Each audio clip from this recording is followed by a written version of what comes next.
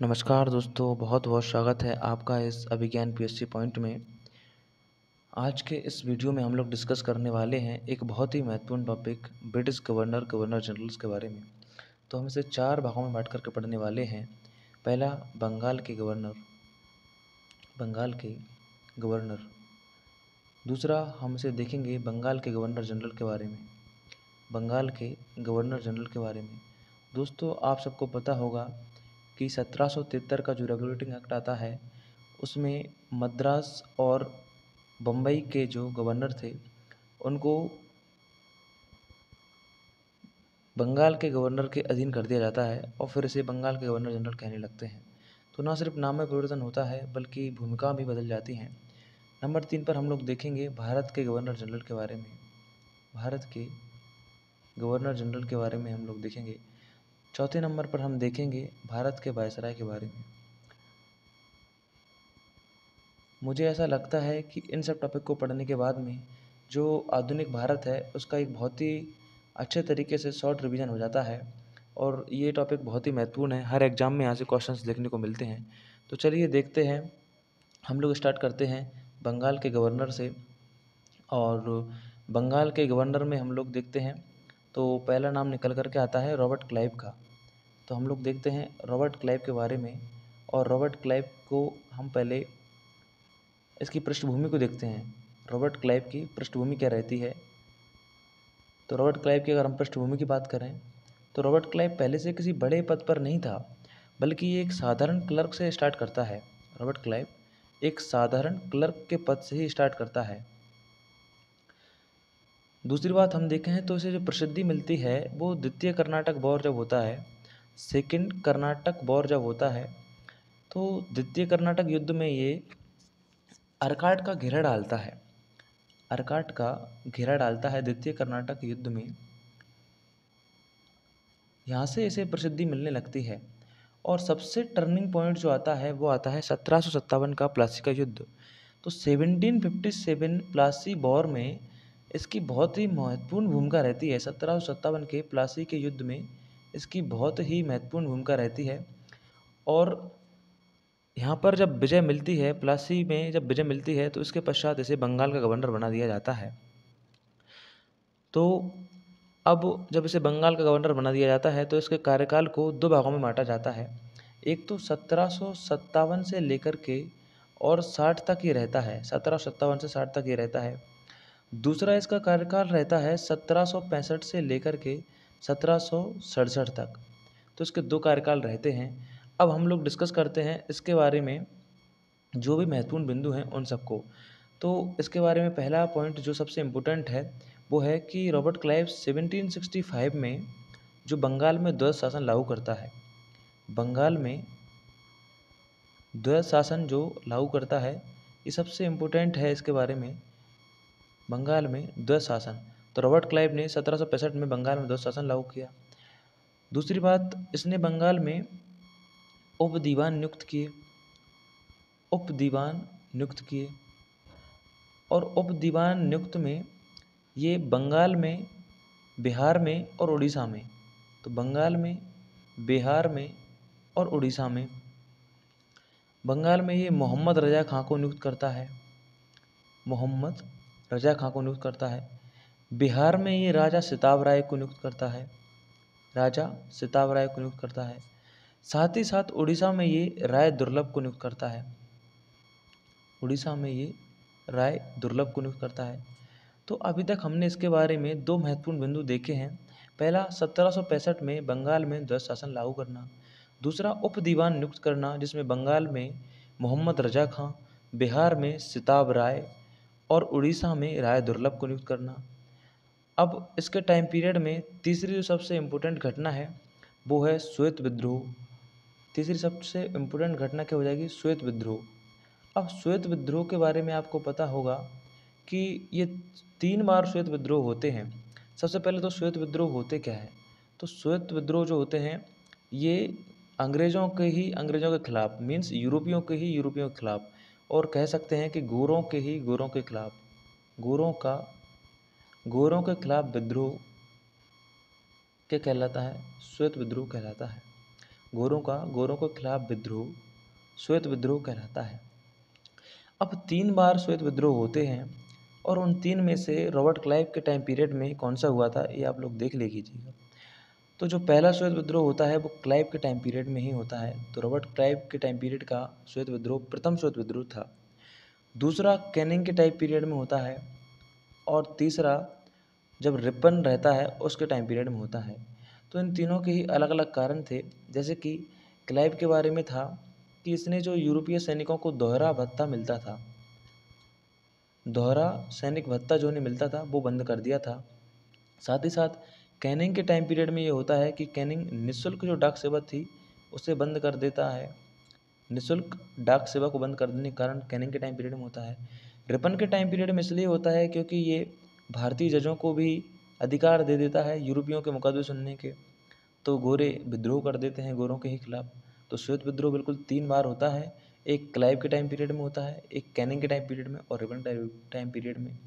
तो क्लाइव के बारे में एक इम्पोर्टेंट फैक्ट ये भी है कि प्रथम श्वेत विद्रोह देखने को मिलता है। यदि हम आगे चलते हैं तो हम देखते हैं रॉबर्ट क्लाइव के बारे में कि 1765 में 1765 में ये इलाहाबाद की संधियाँ करता है। इलाहाबाद की संधियाँ, इलाहाबाद की 2 संधियाँ रहती हैं जिनमें से ये अवध के नवाब शुजा-उद-दौला के साथ करता है। अवध के नवाब जो शुजा-उद-दौला थे उनके साथ इसकी एक संधि रहती है। साथ ही साथ इसकी शाह आलम द्वितीय के साथ भी एक संधि रहती है। शाह आलम द्वितीय के साथ इसकी संधि रहती है।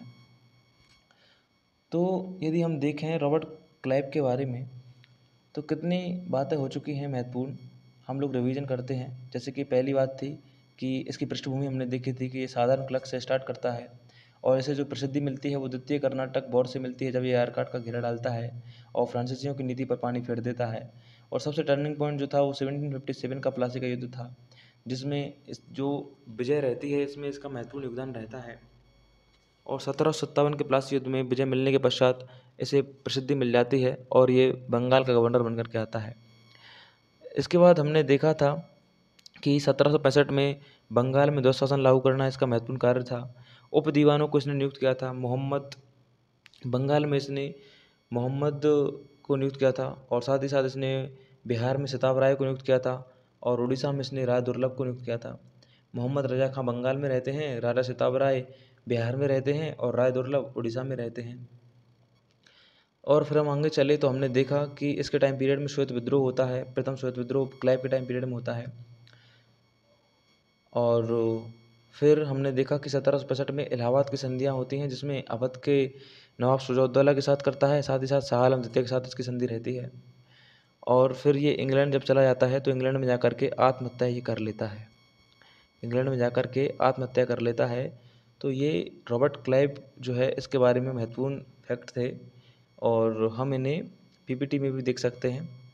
जैसे कि ये है रॉबर्ट क्लाइव, इसका 2 टाइम पीरियड रहता है। जैसे कि 1757 1760 में पहला टाइम पीरियड रहता है, दूसरा 1765 से 1767 तक रहता है।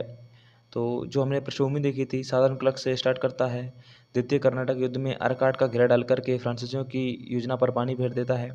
साथ ही साथ 1757 के प्लस युद्ध में महत्वपूर्ण भूमिका निभाता है और इसे बंगाल में ध्वज शासन का जनक कहते हैं।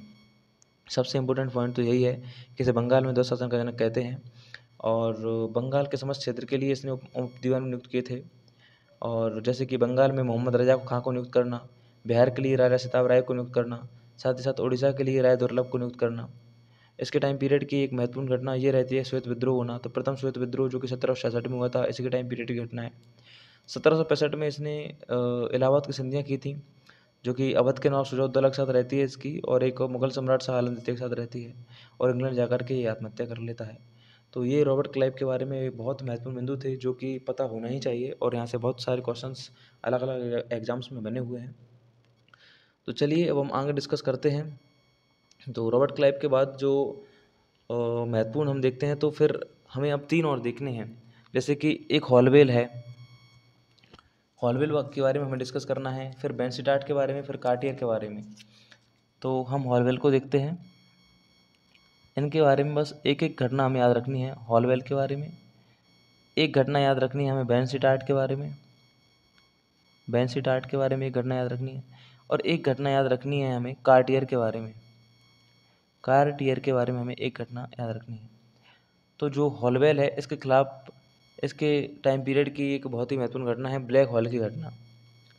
ब्लैक होल की घटना, ब्लैक होल घटना ये हॉलवेल के टाइम पीरियड की घटना है। और वेंसिटार्ट के टाइम पीरियड की घटना है बक्सर का युद्ध। किसी एग्जाम का ये क्वेश्चन भी है कि बक्सर का युद्ध किसके टाइम पीरियड में हुआ था। तो बक्सर का युद्ध जो कि 1764 में होता है, ये वेंसिटार्ट के टाइम पीरियड का है। और कार्टियर के टाइम पीरियड में जो था अकाल आया था। तो ये प्रश्न बनने की भी बहुत संभावना रहती है कि आधुनिक भारत का प्रथम अकाल किसके टाइम पीरियड में आया था। तो ये कार्टियर था इस टाइम पीरियड में, और ये अकाल 1770 के समथिंग आया था। और इस अकाल में 1/3 पॉपुलेशन जो थी बंगाल की ख़त्म हो गई थी। 1/3 पॉपुलेशन जो थी बंगाल की ख़त्म हो गई थी। तो हमें इन तीनों के बारे में एक एक बात याद रखनी है। जैसे कि हॉलवेल के बारे में हमें याद रखना है, जो ब्लैक होल की घटना है। वेंसिटार्ट के बारे में हमें याद रखना है, बक्सर का युद्ध। कार्टियर के बारे में हमें याद रखना है कि प्रथम अकाल इसी के टाइम पीरियड में पड़ा था, जिसमें 1/3 पॉपुलेशन बंगाल की ख़त्म हो गई थी। चलिए अब हम एक और महत्वपूर्ण बंगाल का गवर्नर को डिस्कस करते हैं, जिसका नाम है वॉरेन हेस्टिंग्स। वॉरेन हेस्टिंग्स को हम लोग डिस्कस करते हैं। Warren Hastings,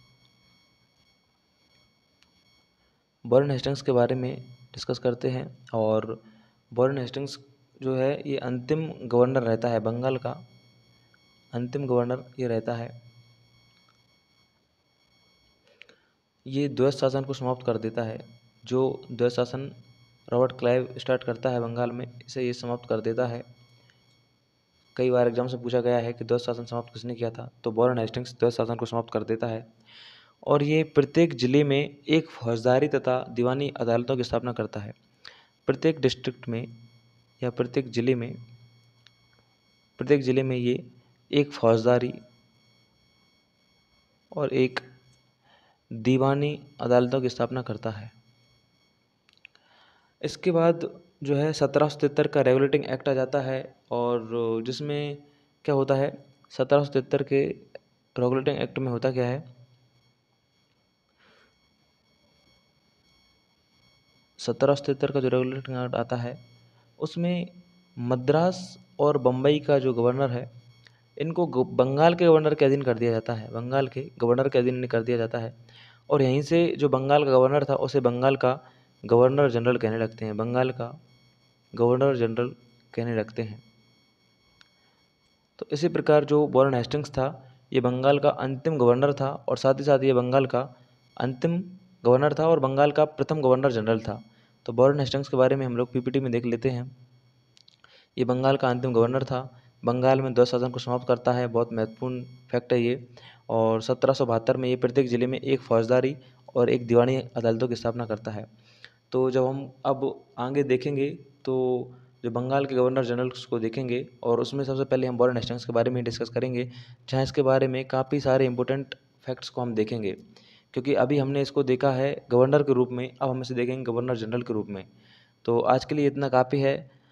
thank you so much, और कमेंट करके ज़रूर बताइएगा कि कैसे आपको लगी ये लेक्चर। इसके बाद बंगाल के गवर्नर जनरल्स को देखना है, फिर भारत के वायसराय को देखना है, और भारत के गवर्नर जनरल फिर भारत के वायसराय को देखना है।